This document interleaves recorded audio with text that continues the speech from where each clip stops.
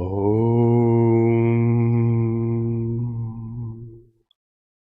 Vidyate Hridaya Kranti Chedyase Sarva Samshaya Chiyante Chasya Karmani Tasmin Drishte Paravare. When the knots of the heart are cut asunder, all doubts are dissipated, all karmas are destroyed.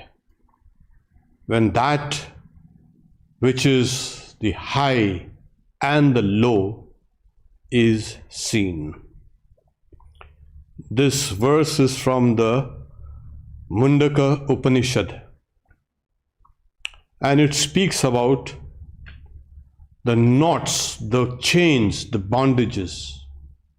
And today's subject matter for the Mantra Yoga class is breaking the chains.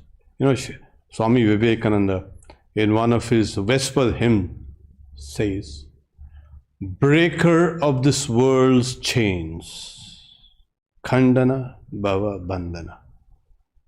We adore thee. How do we adore thee?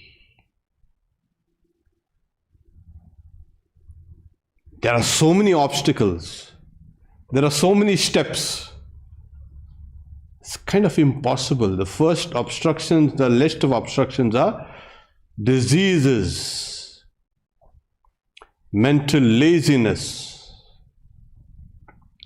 and then doubt, lack of enthusiasm, lethargy, attachment to sense enjoyment, false perceptions, non-attaining concentration, falling away from the state of mind when obtained.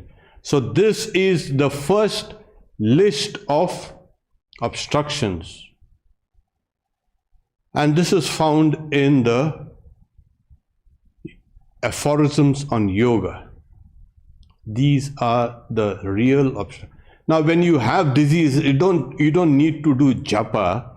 The disease will go away. That's only in the higher stages. You need to see a doctor. Okay. Yeah. So, a healthy body is what is really required here. And then we have, mental laziness. There's a kind of a brain fog. Your habits, food habits and sleeping habits and everything else gives you a kind of a, brain fog. It's not very sharp and clear. There's a kind of a laziness. After some time of practicing japa, you'll find it becoming dull and blunt. It has to remain sharp. And then we have doubt, of course, whether God exists or no. Whether I exist, nobody doubts. Well, start from there, the scriptures say. You don't doubt yourself, isn't it? Yeah, then you start from there. Okay. And then we have something called lack of enthusiasm. You start with all the enthusiasm, with all the energy, and then find after some time, you find, oh my God, you've run out of steam. And then you have lethargy. You have lethargy in the sense of, that is part of nature. Then you have attachment to sense objects. That is another thing. You want a sweet and then you make all the, you can say, rationalizations about enjoying that particular thing. False perceptions, of course, false memories and false perception. Then non-attaining concentration, we know that. And after attaining concentration, falling away from that state, that is also one of those obstacles. So these are real obstacles. They can be felt tangibly in your body. And when you come across these obstacles, what happens? Obviously, when you meet your enemy, not your friend, when you meet your enemy, these are the obstacles. What happens is, then you have the second one, the obstacles, as grief. That's the first thing. You're so disheartened, grief. Then you have mental distress. And then you have you're trying to fight those things, and then there's a kind of the low grade tremor in the body. It's there. Then you have irregular breathing, and obviously non-retention of concentration. You cannot retain concentration. These are called vikshepa, mental restlessness. So you meet obstacles, and after meeting the obstacles, you always meet obstacles. You don't meet anything better than that. And then these are the reactions. Okay. Now, when we're talking about this whole idea of a mantra yoga, what is the mantra yoga? See, when you close your eyes, you're trying to meditate or try to do your meditative repetition of the mantra, what happens is the first thing that old memories arise. So these old memories, these are the greatest, you can say, chains, the greatest obstacle, old memories. And they are not going to go away so quickly.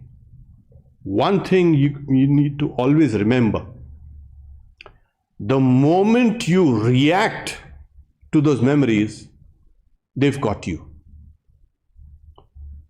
Watch them like a neutral person. Whether they are good, bad, or indifferent, just don't react. If you react, they lead you down the labyrinth of those old memories. You're caught. And you know what? They very lovingly kind of entice you. Come, come, come. It's not only some gruesome details that you remember that they come. No, some nicely. The idea is this old memory wants to distract you. So when you're meditating, the first thing happens that these thoughts come. Don't react.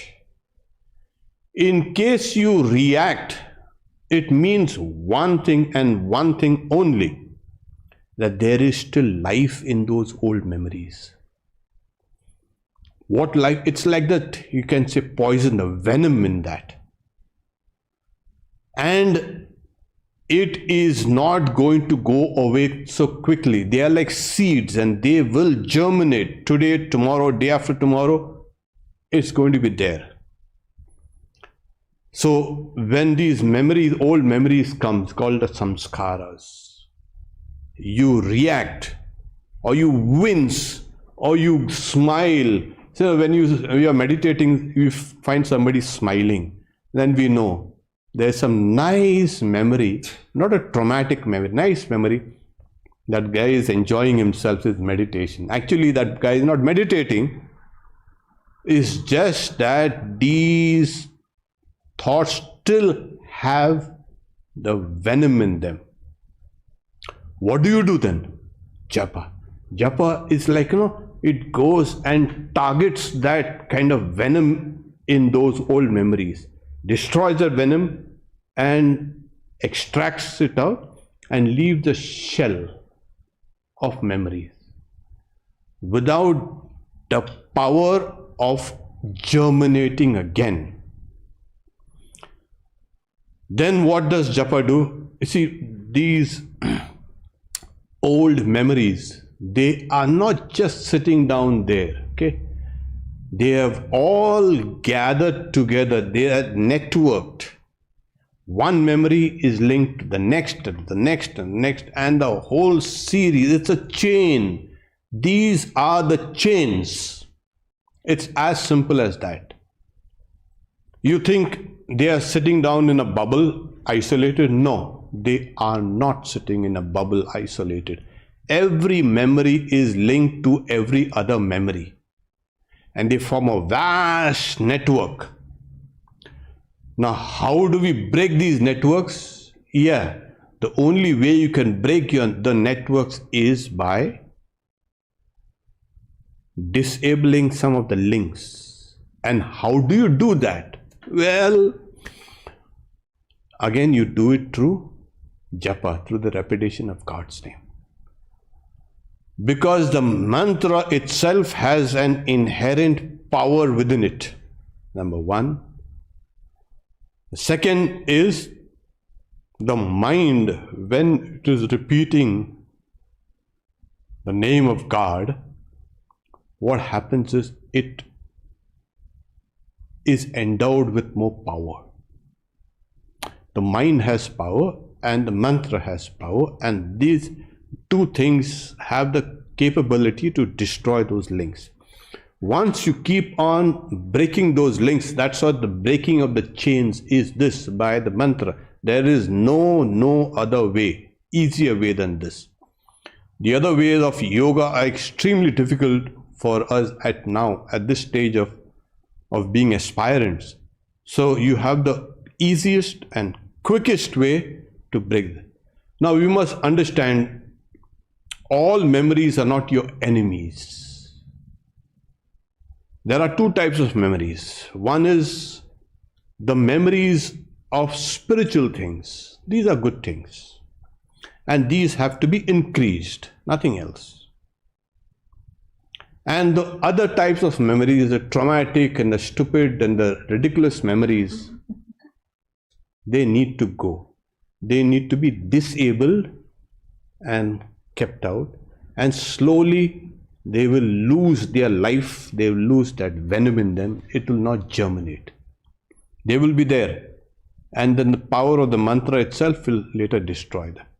So this is how slowly, and as you keep on doing the repetition of God's name, repeat God's name with deliberation, slowly, what happens is, you are creating a very powerful stream of spiritual, you can say, impressions, samskara. Yes, you may not realize it. Every time you repeat God's name is forming a powerful factor. Only thing is, it needs to be done continuously for it to gather momentum.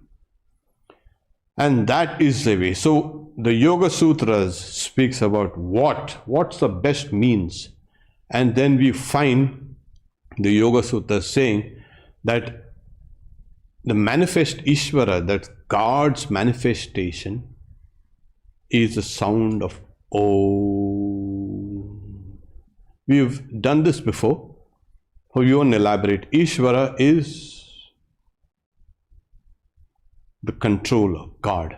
It's in simple ways. So where does Ishvara reside? We won't go into the theological, you can say, debate. When you look around, you don't see any God. This was the ungodly world. Yeah, sorry. And you wonder, where is God hidden? So God manifests, Ishvara manifests itself through the sound of Om.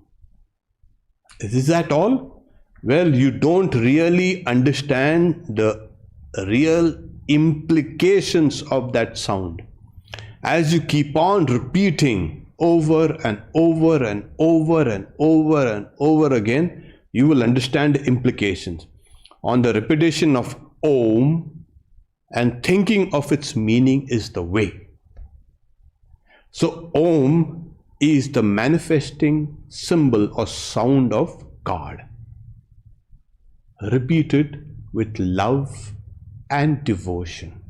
And as you repeat it, what happens is, there is a destruction of your, you can say, obstacles. The the mantra says, Tata pratyak chetana adigamo antaraya abhavascha. And then there is a destruction of obstacles. It's always like that. So, pratyak chetana is saying, when the mind is running out, it is parak. When it is running inside, it is pratyak, internally. So, from repetition of the mantra, Om, one acquires introspection or internalization. Of what? Of this idea of God first. It's manifesting sound, a symbol. That is actually the factor that destroys all obstacles. So when you are repeating, you don't keep on looking about here and there, okay? Let's see if anybody looking at you. Don't. Keep quiet. Half close your eyes or close your eyes. Sit down straight and start repeating. We have seen how we need to repeat the mantra. Sit down straight. Keep your neck, head and body in a straight line. Don't move your tongue at all. Keep your eyeballs fixed on the space just outside your nose or outside your mouth or outside your chin. With the, you can say, stillness of the eyeballs, what happens is your mind becomes steady.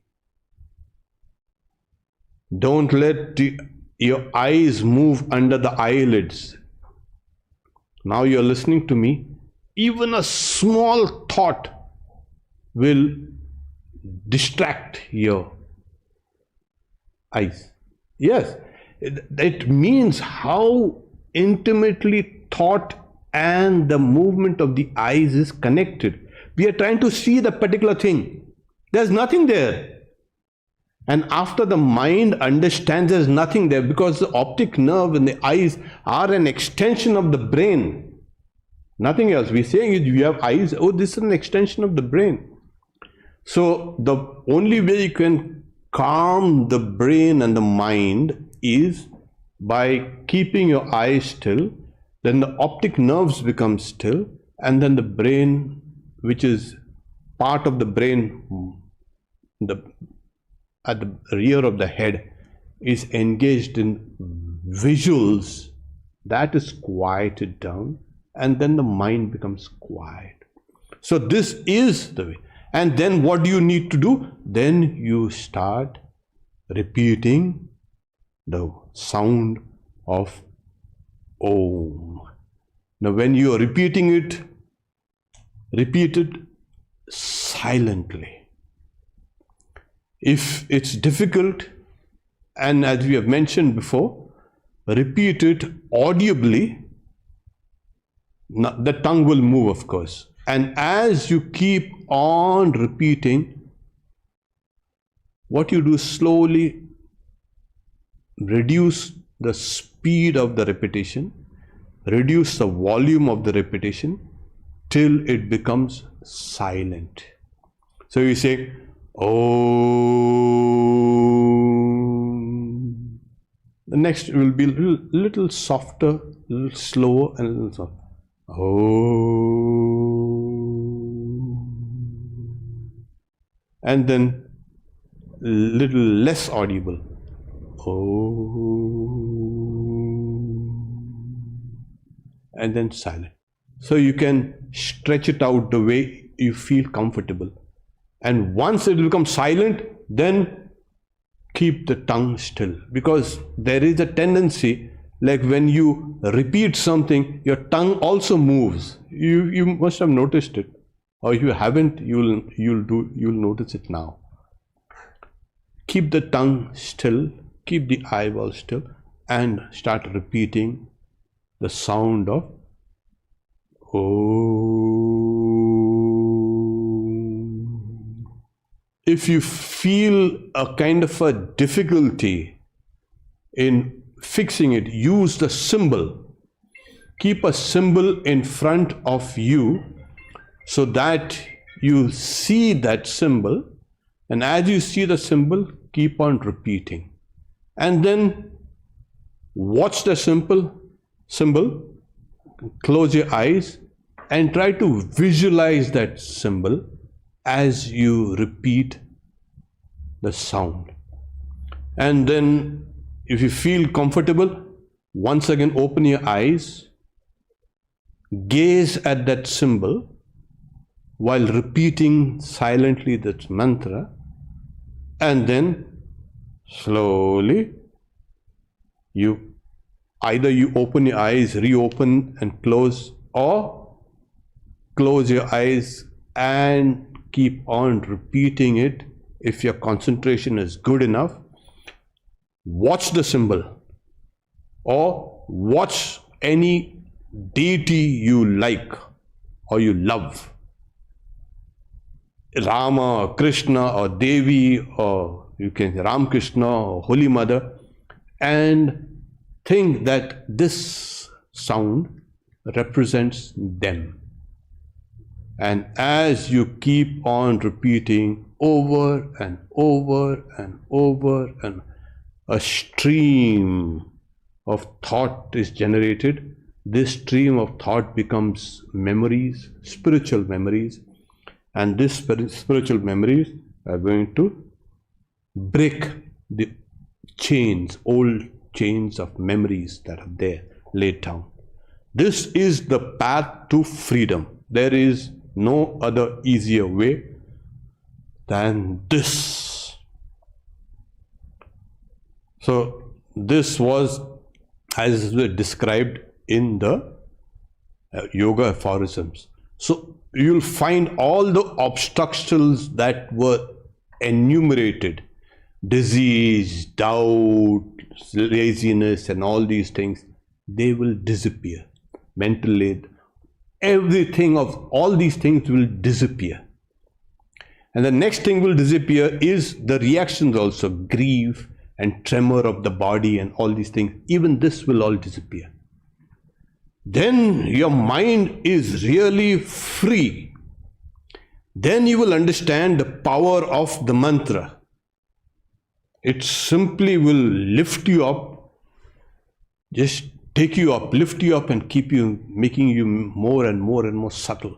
The power of the mantra is kind of released, it awakens, and you feel that there is no obstacle strong enough in this world that can take me down. All your chains have been broken. That is what you feel, you will feel as you keep on repeating the mantra. Okay. Stop here for questions. Om Shanti Shanti Shanti Harihi Om Tat Sat Shri Ram Krishna Arpanamastu.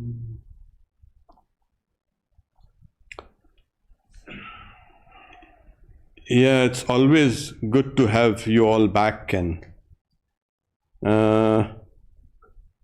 I can't hear, I think. No, this is... Yeah, that's okay. Okay, fine. Okay,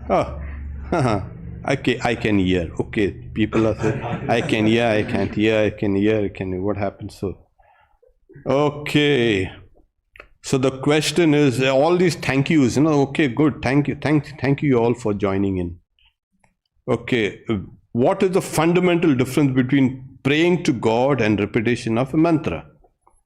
Why God will grant my wishes only when I repeat a mantra and not when I pray to Him, pray to God? Who said God will not grant you your wishes if you repeat? No, don't repeat the mantra and you pray. God is free. He's a free agent. He's not bound by your wishes or my wishes or your japa prayers. But always remember, a mantra is concentrated prayer. I think that has been emphasized over and over again. The mantra is concentrated prayer. So when your prayer is nice and short and sweet, it goes, you can say, fast. You can concentrate. And this concentration leads you to meditation. So pray without ceasing. That is the idea. We have this prayer without ceasing in the traditions, Christian traditions also. Especially in the Eastern Orthodox churches, we have this prayer without ceasing. And then even we, every morning we say, chant the name of the Lord and His glories unceasingly. So you have unceasingly. So prayer has to be unceasing. So whether you take a mantra or you take a longer prayer or long whatever, God will grant you your wishes if it is sincere. People wish many things, let my enemy be destroyed. That God's not going to do that for you. Okay. So you must know what wishes. Everything that you wish that is going to help you and the world, please do. Please tell us the way to overcome panic disorders of ill health. Even though I am fully healthy, I worry a lot. Something is going to happen for my heart. Please say how to overcome it. So your heart. What you do is follow a prescribed diet by cardiologist. If you eat all the rubbish things, you're going to get worried about your heart, of course. Take exercises, sleep well, do some fasting, and your heart will be healthy. And when your heart is healthy, you don't have to worry about it. Okay. How about my mantra Deeksha? If you are sincere, the mantra will come to you through your guru. So, in the meantime, keep yourself ready for receiving that mantra. So there we are. Okay. You have any questions here?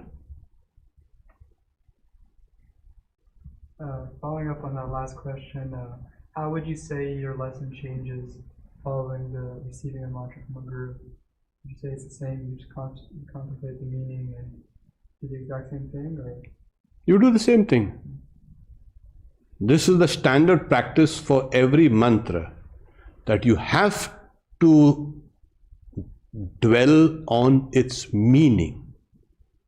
Okay. If you don't, then you're doing half the work. So why do you do the work half-heartedly or half the work? Do it properly. Every work should be done with attention, with correctness. Everything has a methodology. So when you're repeating a mantra, you always think of its meaning, always. And you also need to visualize. So once you have these three, repetition of the mantra along with thinking of its meaning and the visualization, this forms the correct methodology of mantra japa. Okay, so that.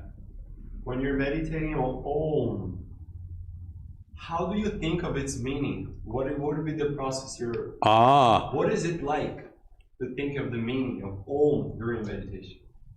Feel that the whole universe is emerging. Think of these vast galaxies, and these galaxies all emerging as you repeat and merging. That is one way. And you can also think of yourself as waking, dream, and deep sleep. As you say, Om.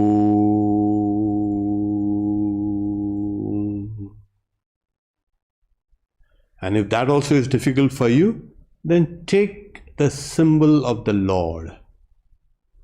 Take a picture of the Lord, say an image of Ishvara, and meditate. You are an Omkar. So you are the knower of, Ramakrishna is spoken of as the knower of the Om, who represents the Om. He is the Om. So that is, so there are those who are visually very dominant, for them visualization becomes very strong. Those who are not visually very strong, they can keep on repeating, thinking that this is God's name. Always remember, like you have a name. Hey Satya. And you will respond. So God also responds when you call out. So think that this is God's name. Okay. There are more questions there.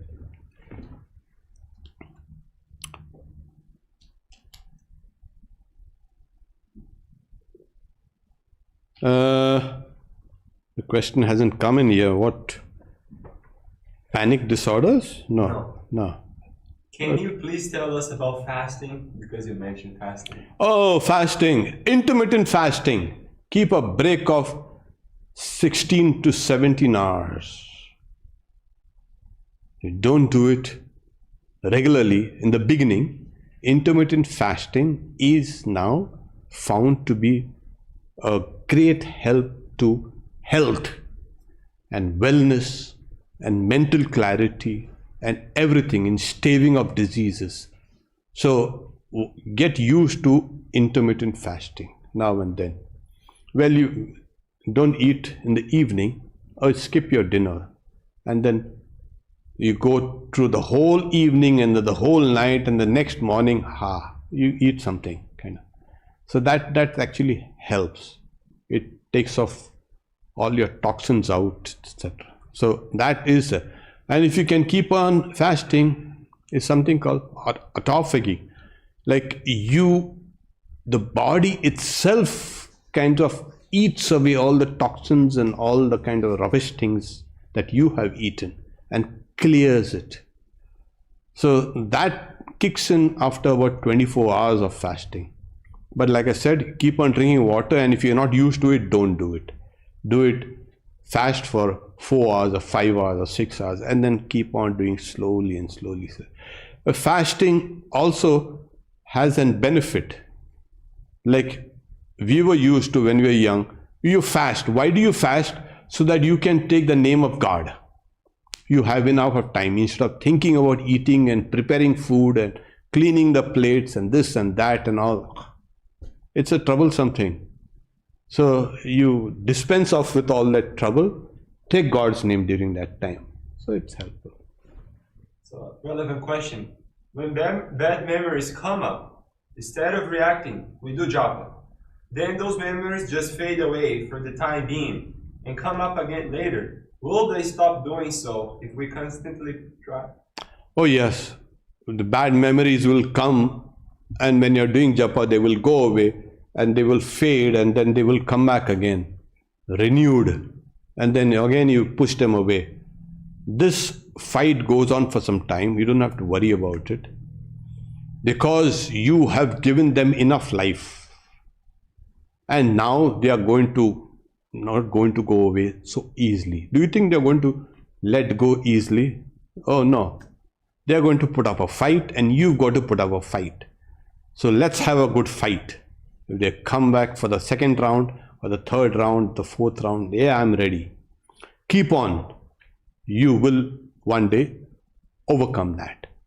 So remember that the mind has tremendous powers.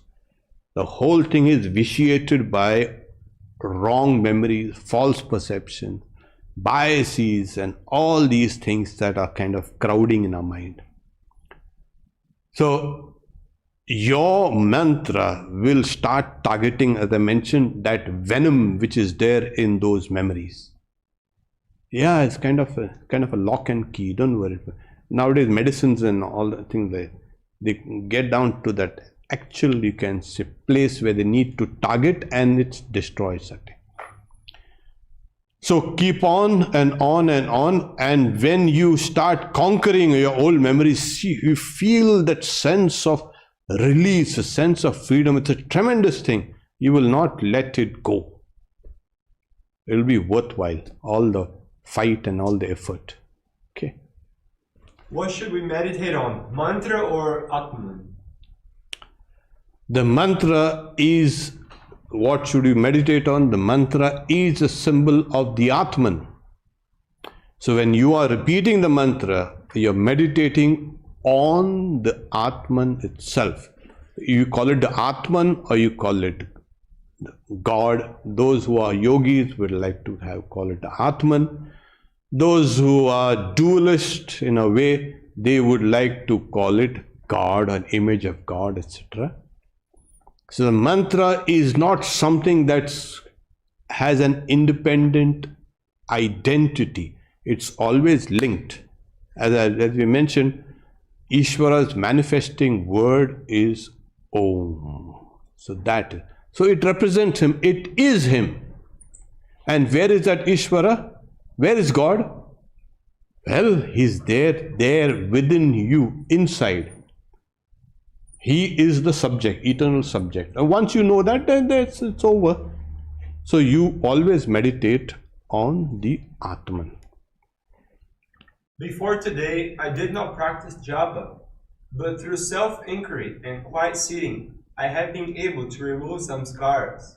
Do you recommend japa or self-inquiry, and vice versa? Pranam Maharaj. Self-inquiry, what do you mean by self-inquiry? Who am I? Who am I? Who am I? You know, when you say, who am I? The answer has already been given, that you are God's child, or you are the Atman, or you are the Supreme Self, the Supreme Self. So that is the path of knowledge, jnana. It needs tremendous willpower. And when you break those old thoughts through this inquiry, it's not just who am I. Don't do that. There are certain passages in the Upanishads which speak of the glory of the self. In the Upanishads, the ideal given is practices listening, shravana, thinking deeply, manana, and profound meditation. That is the way, nididhyasana. So it's not a kind of a mental kind of repetition of who am I, who am I, who am I. No, it's not there. You take a passage, Sava Esha Mahanaja Atma, that great immortal birthless self that is within my heart, etc., etc., etc. These are profound and very beautiful passages. You can meditate or you can think of these passages, and then they become the cause of breaking the old chains. Okay. Can mantra japa help overcome lust? Is there a specific mantra and a way of chanting it, or would any mantra chanted for a length of time help in this? Oh yes, any mantra chanted correctly will not only it will cure everything, it will remove everything away from it, all the worldliness. So it does, it helps.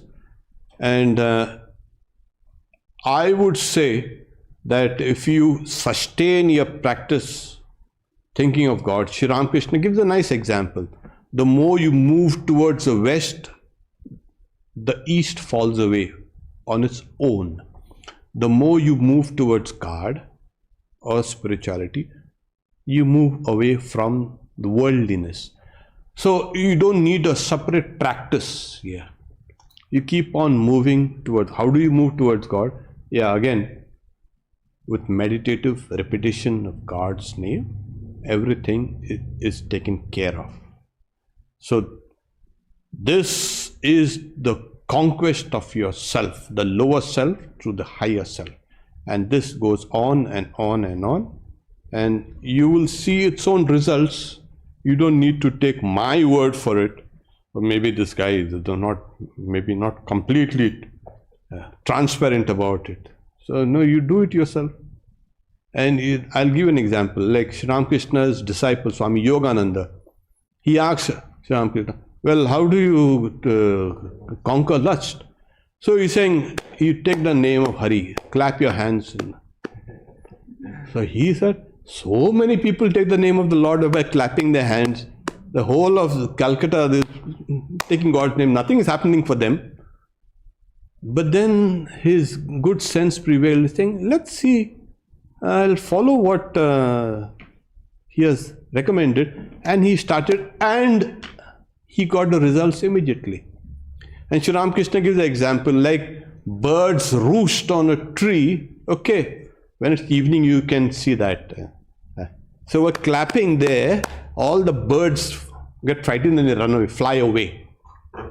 So lust and greed and anger and hate and jealousy and all these things, they just fly away. Hey, this guy's clapping my hand, clapping. So Swami Yogananda wanted some very high yogic disciplines of pranayama or some asana or something like that. Sri Ramakrishna gave him a simple kind of solution. Clap your hands while chanting God's name, and then everything. So there you found. And Swami Vivekananda himself confirmed Swami Yogananda as free from lust. So there you have a confirmation. As a follow-up, when spiritual memories come up, should we react to them so they become stronger, as opposed to the worldly ones? You will react to those spiritual memories by doing more spiritual memories. You will not get recoiled by them. So they are a source of delight. So when the spiritual memories come, it also will tell you your character is changing. The bedrock of your life character is changing. If all these subconscious spiritual memories come up, that's excellent. And that is what is actually required for every spiritual aspirant. So let them come and react by impelling them even some more, feeding them some more, over and over again. So you have two dogs, you starve one and you feed one, and then you make them, both of them fight. You know who's going to win. Okay, something like that. So you strengthen, you feed your spiritual, you can say, impressions over and over again, and you starve the old worldly impressions. And they will then dwindle, and they will break, they will become brittle, of course, and then they will not have the potency to germinate. They will not disturb you. So yes, react with love. Are there any specific mantras to reduce dreams? Sometimes the mind seems so restless, and it reflects in innumerable dreams, good and not so good ones. Oh, you don't have to worry about dreams. Just when you wake up saying they're just dreams. Okay, they're just dreams. So you don't have to worry about why should I control dreams. But one thing remember, what you see and do in the waking state is what you see and do in the dream state. Except there is a mind has a power to kind of blend certain memories without your asking or without your knowledge. So you might see yourself flying like Superman. You have never flown, but you have seen a movie Superman. So you might feel yourself flying. How did that happen? There's a power in the subconscious mind that does it. So, and it's not that you dream all through the night. This is called a rapid eye movement period. And there are non-rapid eye movement periods of sleep. Okay, this is more prevalent than rapid eye movement. So you may dream 3 or 4 dreams, and those memories, dream memories, are kept in a separate folder from waking memories. So you don't have to worry about it. But if you want to control your dreams, dream truer dreams, Swami Vivekananda says, like eternal love and service free. So what you do during the day comes out at night. Like Sri Ramakrishna says, if you eat radish, you are going to belch radish. So you see that you eat something nice in the day, think some nice thoughts, do some nice things, and then the important thing is then the other things like keep your body, the body becomes cooler by a degree. see that the air, the you can say the room is ventilated, it's not warm. And then secondly, try to sleep on the left hand side, that cools the body even more. So these are the things you need to look at. Seems that his problem is not the dreams, but it's restless. Sometimes the mind seems so restless. In dreams? No, during the day. During the day. Oh, during the day, you're restless. That's a state of your mind. Change the state of your mind. So we had spoken in the last time, it's vikshipta, kshipta, muda. That is restless. Then we have something called restlessness intermittently mixed with calmness. And then there is something called a stupefied mind, the dull mind, the dark mind. So these are the three types of minds which are here. Check out our old last week's video, you will get the idea. So kshipta is something like you throw. Your mind is in that state now. And that you have got to be very careful. It will lead to disease, crime, corruption, and all the stupid things in life. This is what happens. It will also lead you to, you can say, the extreme restlessness will lead you down to mental ill health. So what do you do now? Well, go and exercise. Take off all the superfluous energy out. Go out and do some good work. That also will take off some of that restlessness. Try to think of larger things, greater things than only of that self, and me, I, me and my is the cause of all restlessness. Desires are the next cause of restlessness. Have some grand desires. Yeah, I will feed 10 people today. I won't ask anything in return. Yeah, they go ahead. Makes you feel good. So concentrate on other people right now to reduce restlessness. And other people in the sense are those who are more unfortunate than you. That's the best way. You could go and help them, and then you'll find things are getting better and better. Om Shanti Shanti Shanti.